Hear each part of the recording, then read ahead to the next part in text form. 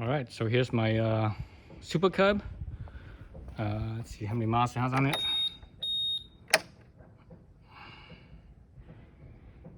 So just 14,000 miles, or just shy of 14,000 miles.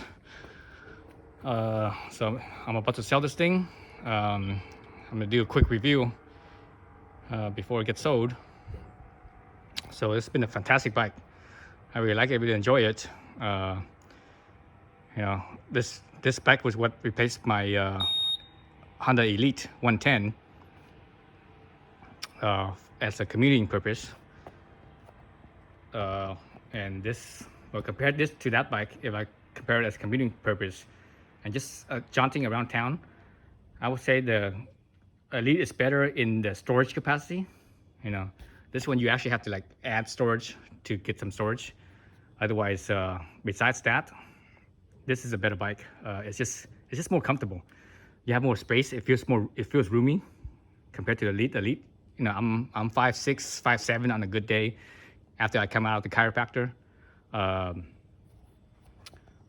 the Elite was a little bit cramped for me. I have a 30-inch inseam, so the Elite was a little cramped for me. If I was like, say, if you were say about 5'4", the Elite would be perfect for you as far as fit wise. So this bike fits me really well.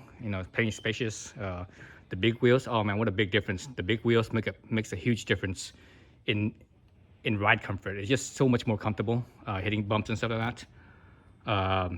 Other thing about it is that because of the bigger wheels and because it's narrow, it's really fast.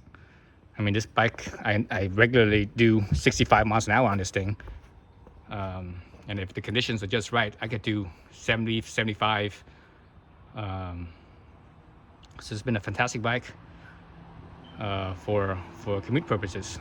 And the reason why I'm getting rid of it, I would normally keep this, but the reason why I got rid of it is because I got my electric bike, right? I got my electric bike over here.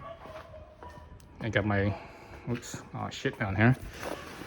I got my my Zero that I now use for commuting, and this bike is even better than that bike for commuting. And I'll do a separate review on this, but let's go back to my SuperCub. So if I didn't have purchased a Zero for commuting, I would still keep this bike. I'll probably ride this bike until 100,000 miles, or until the wheels fall off, basically.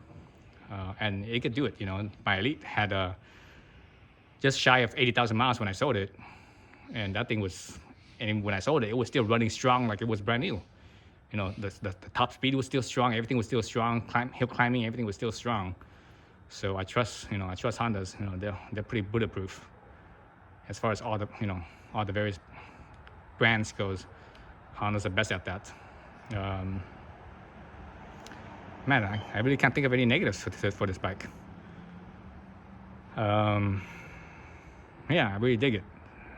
Unfortunately, if I had a lot of space and a lot of cash, I wouldn't get rid of this bike. I would still keep it, but I don't necessarily have the space nor the cash. The Zero cost a lot of money, so I'm still feeling it basically. When I bought it, and I bought the Zero used too, but it was so expensive that I'm still feeling that. And that was like 8 months ago that I bought that, and I can still feel it right now. But anyways, so this is a fantastic bike. I don't have anything negative to say about it. I'm gonna miss this thing. I thought I was gonna keep this thing forever, but just how it is. All right. God, what else can I say about this thing? It could do it all. You could do pretty much anything you want with this bike. The only real limitation is that top speed, right? You could ride long distance on this thing. You could do whatever.